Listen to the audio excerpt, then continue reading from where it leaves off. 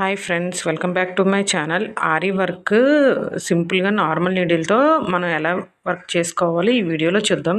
First నేను కుందన్స్ని ఇలా stick చేసి ముందుగానే పెట్టుకున్నాను. నార్మల్ నీడిల్కి దారం ఎక్కించుకొని ఫస్ట్ కింద నుంచి నీడిల్ తీస్తూ మధ్యలో గ్యాప్ ఉంది కదా, దానికి బీడ్ వేసాను బీడ్తో.